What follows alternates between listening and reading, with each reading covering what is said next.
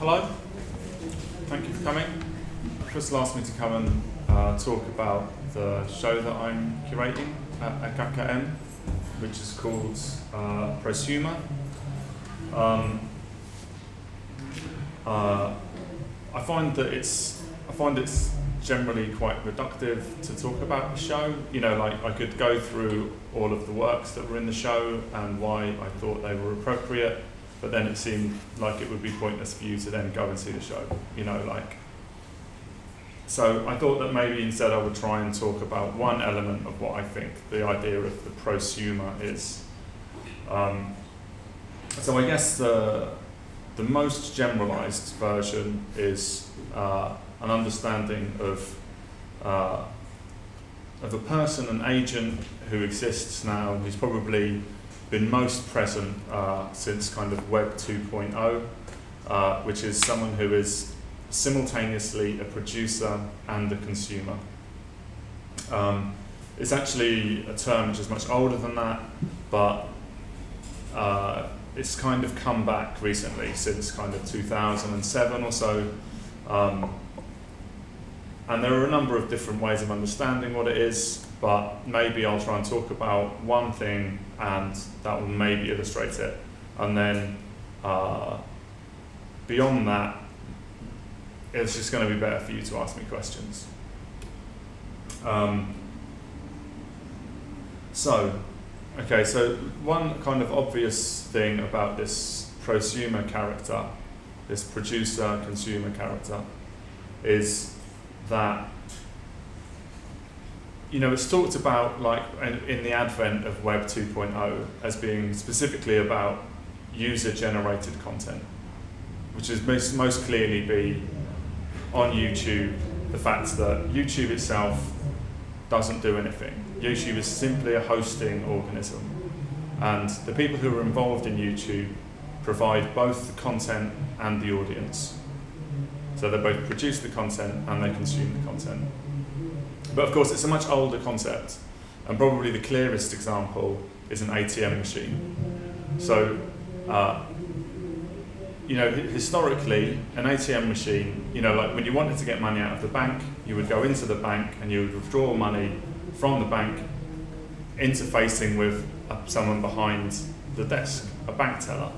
But actually now, every time we use the bank machine, the hole in the wall, we're doing away with that job. So we ourselves perform the function of a bank teller, whilst we also consume our own money. You know, it's quite a clear example of production and consumption. Of course, there are other examples of prosumption that are perhaps slightly less clear than something like user-generated content, YouTube, Twitter, etc., etc. One of those is something like the way that algorithms in computer programs work in order to figure out ways to advertise to us. So we become our own admin. So, you know, every time you click on something on Amazon, or every time you click on something on any website really, something like even the website itself in Amazon's case, or something like Facebook can see what you have done, and then it uses that to advertise to you. So you become, in your effort at consumption, you become your own advertising guru. Now this process is called pattern recognition. That's what the machine is doing. It recognizes traits in the things that you're looking for. It sees that like, oh, okay, I see you're looking for a camera. Okay, we're going to advertise you other cameras, and now we're also going to advertise you printers, and we're going to advertise you paper, and so on and so on. This is pattern recognition. And so I thought that maybe it would be a useful thing, a way to talk about the show as a whole, to talk just about pattern recognition, rather than talking about some particular piece of work that's in the show. And so I started to look at pattern recognition, and I thought about, in fact, not pattern recognition itself, this idea, this branch of machine learning, but rather I looked at Pattern Recognition, the novel by William Gibson. Now, William Gibson, he'll pop up in a minute,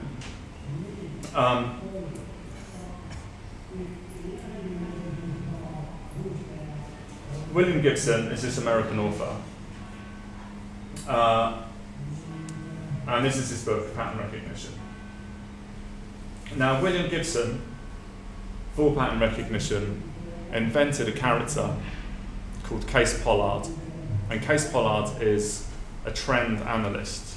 So she looks for what she thinks is going to be hot and then tells people who aren't aware already of what is hot, what will be hot in the future. You know how trend analysis, trend forecasting works. So William Gibson here, he invented this character, Case Pollard. And the thing about Case Pollard is that she's an incredibly good trend forecaster. And the reason that she's so good at trend forecasting is that she's allergic to branding. So she's hyper aware, she's hypersensitive to the vagaries of what is hot and what is not, as seen in her surroundings. So this is a drawing of what people imagine Case Pollard looks like. This is another drawing of what people imagine Case Pollard looks like. Fans of the book started to imagine who Case Pollard really was. Now, in the book, of course, if you're going to describe someone who's allergic to branding, and you're talking about branding and consumption and trend forecasting, it seems quite important that you would describe what that person wore, what that person looked like, how they existed. And so Gibson describes Case Pollard's clothing quite accurately. And his logophobic protagonist, Case Pollard, he describes as wearing a small boy's black Fruit of the Loom t-shirt, a thin grey V-neck pullover purchased by the half dozen from a supplier to New England prep schools, and a new pair of oversized black 501s, every trademark carefully removed. It goes on to say, even the rivets have been ground down by a puzzled Korean locksmith in the village last week.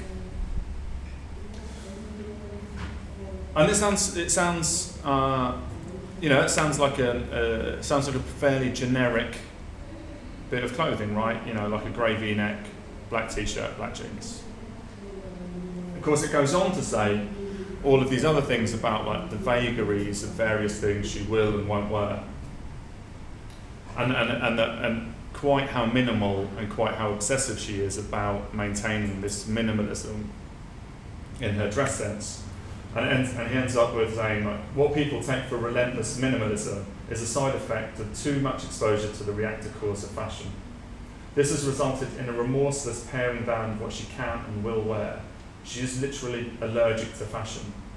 She can only tolerate things that could have been worn, to a general lack of comment, during any year between 1945 and 2000. She's a design-free zone, a one-woman school of anti whose very austerity periodically threatens to spawn its own cult. Of course, what happened is, because she's this really great character and she dresses in such a cool way, she has spawned her own cult. And so people started to try and find what Case Pollard would really wear if Case Pollard was real. And so there's loads of stuff about people saying, like, would or would not Case Pollard wear this particular item? And then people started to put together real Case Pollard outfits. Case Pollard tribute, see? And then, if you Google CPUs, there's just endless, all of these like little kind of black and white grid up sections of pictures. Now, one thing that's important to this is that she wears a black jacket. He wanted to find what kind of black jacket she would wear. Of course, he describes this in the book.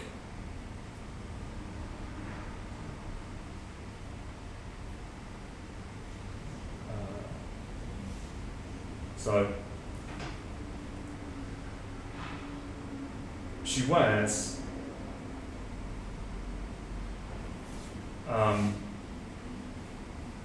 these things, CPUs, black things. So as I said, like the black Fruit of the Loom t-shirt, Also a black Buzz Rixon's MA1, anonymous black skirt, black leggings she wore to Pilates, black Hariyaku schoolgirl shoes. Her purse analogue is an envelope with black East German laminate purchased on eBay, if not actual Stasi issue, then well in the ballpark.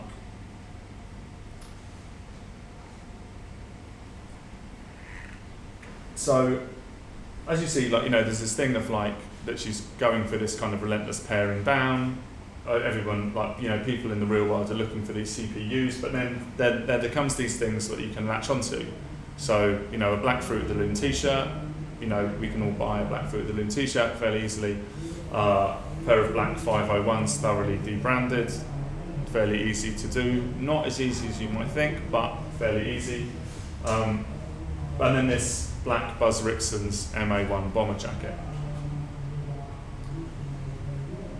The reason that Gibson gives for choosing the Buzz Rixon MA1 bomber jacket as Case Pollard's jacket of choice is that the Rixon's is a fanatical museum-grade replica of a US MA1 flying jacket, as purely functional and iconic a garment as the previous century produced. Dorothea's slow burn is slowly being accelerated, Case suspects, by her perception that Case's MA1 trumps any attempt at minimalism. The Rixon have been created by Japanese obsessives, driven by passions having nothing at all to do with anything remotely like fashion.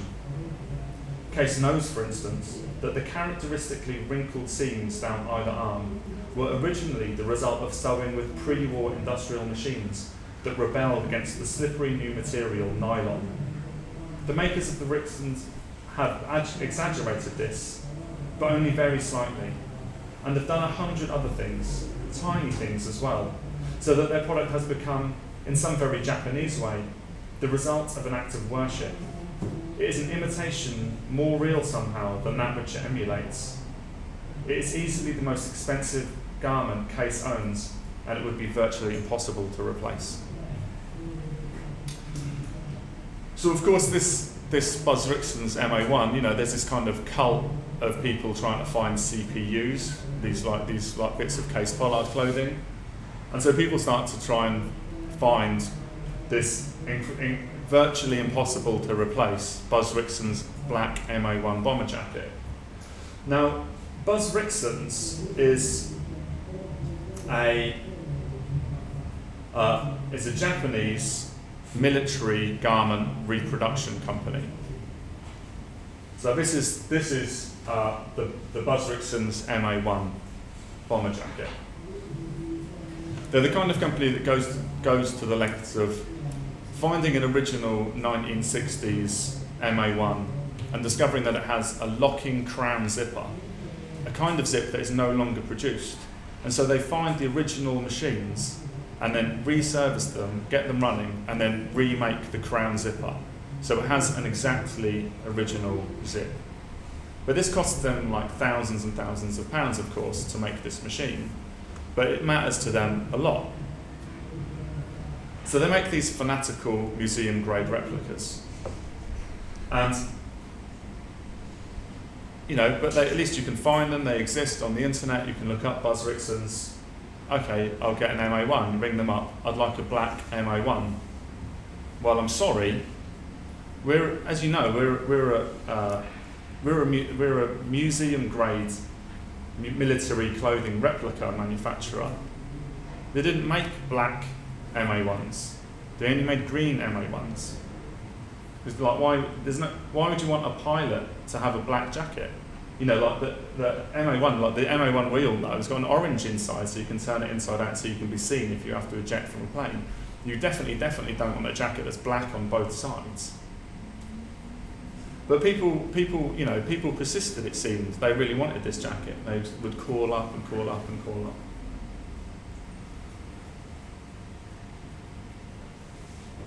And eventually, Buzz Rixon's, they acquiesced, and they made a black MA1. So it turns out that this becomes the only bit of non-military replica clothing that Buzz Rixon's make. is a jacket that is identical to the other jacket, the green jacket. It just happens to be black. So the thing is that it still has a logo on it, because the original one has got a US Air Force badge on the shoulder.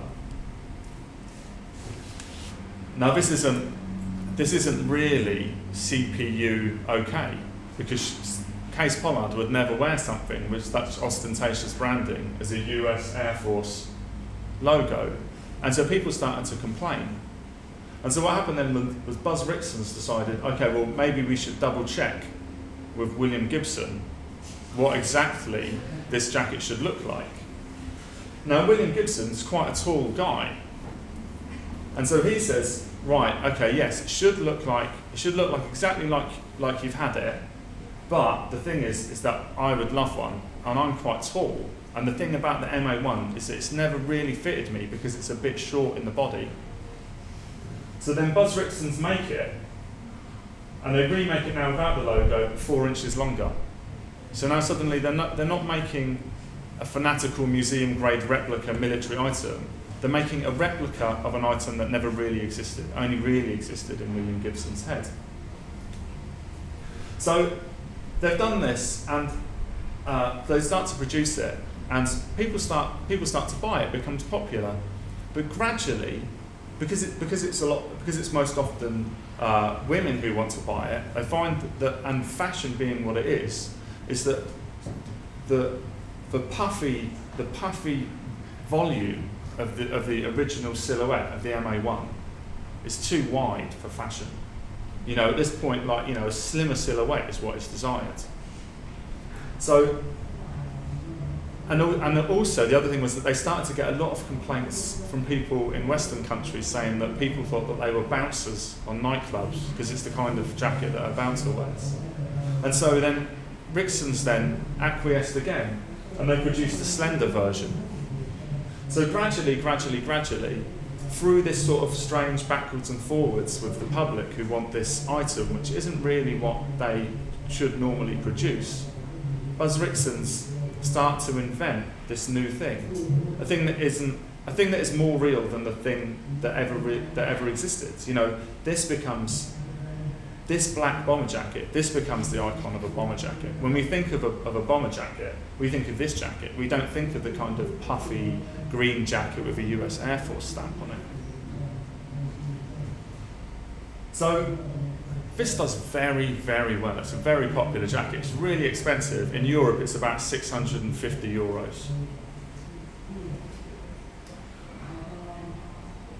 So they decide that this has gone quite well. They're doing way better selling this black bomber jacket than they are selling all of this other weird museum-grade replica US military clothing.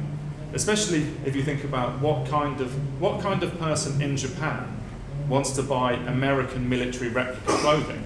I mean, it seems like a rather perverse thing to do. So then it ends up that this black MA1, slimmed down, logoless, becomes peculiarly fashionable.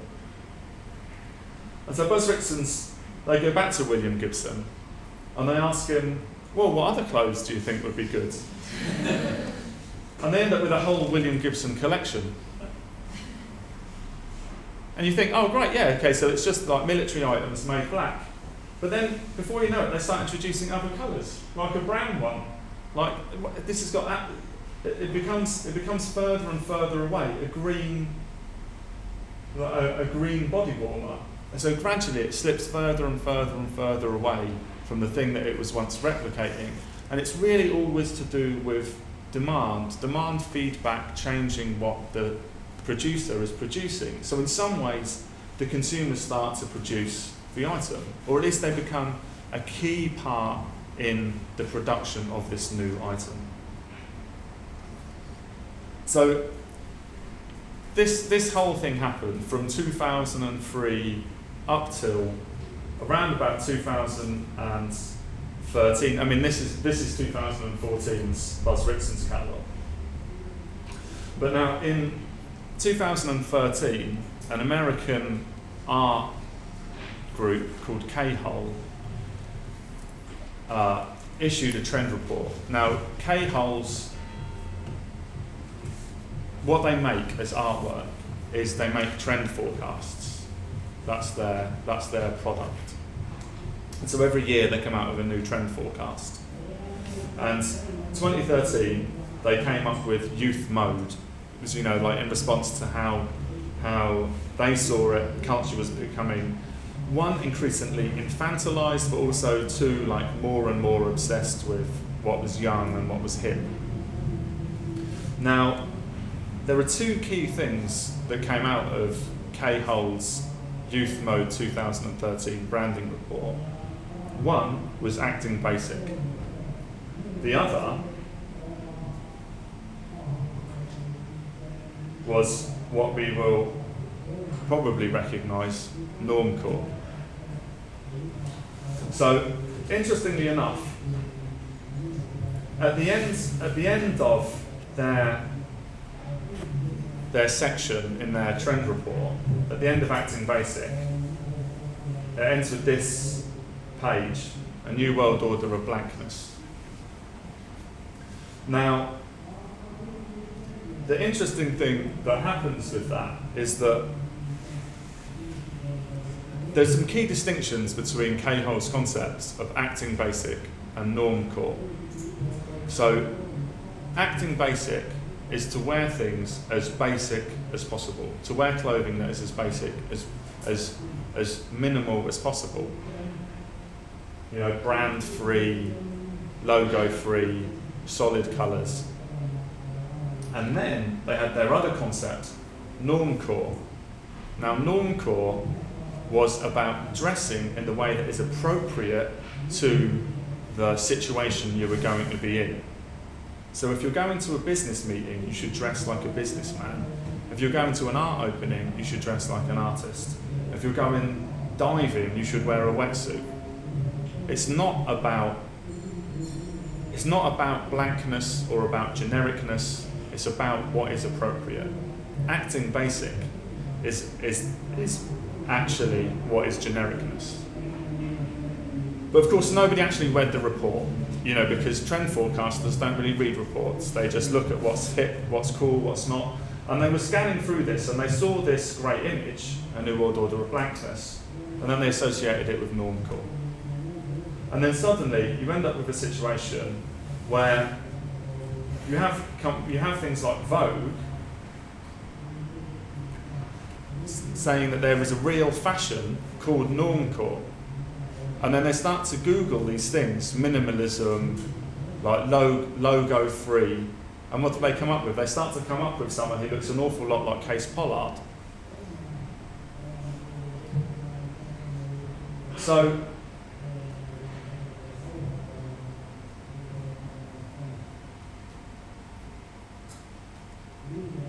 this military clothing, black, very plain,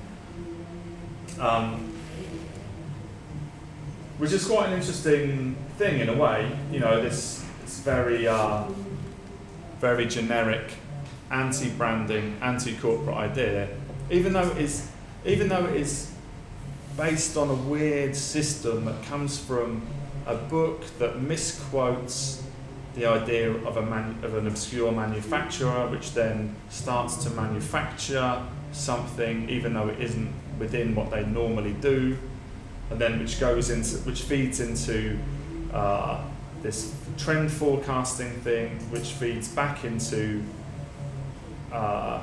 more layperson accessible trend forecasting, such as fashion magazines like Vogue, Elle, etc., etc. And so all of this thing happens, and then these people are starting to talk about like the things you should wear, of course, black jackets, black jeans, etc., etc. But then, of course, this itself becomes a fashion. It's like a cult that spawned its own cult, that spawned its own cult, that spawned its own cult, which ends up with Gap then producing a whole range of clothing called normcore in 2014. Which ends up with people wearing plain black jackets and black bomber jackets. So in this strange relationship between the producers and the consumers, who become the producers, who become the consumers, who become the producers, who become the consumers, we end up generating a huge multinational corporation like Gap selling us black bomber jackets that never really existed.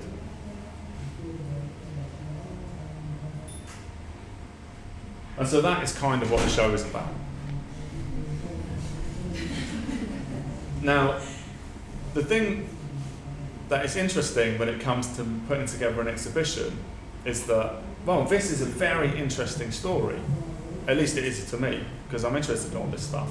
I'm interested in consumption, I'm interested in fashion, I'm interested in trends and forecasting and how culture wraps itself around itself. But what do I show? I can buy a Buzz Rixon's black MA1 bomber jacket and put it in the gallery. But if you go and see that, what does it mean to you? It doesn't mean anything to you. You're just like, oh, it's a black jacket. And I thought, well, I could try and find a picture of William Gibson wearing the black MA1 bomber jacket, as he is here, and I could show that. What does that mean? See, it becomes incredibly difficult to say what exactly one should show, what exactly is the way that one could explain or talk about this relationship between production and consumption.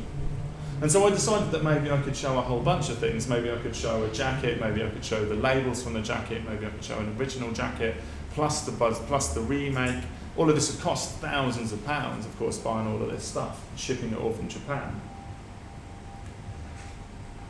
Which is maybe a good idea, but then who do I credit it to?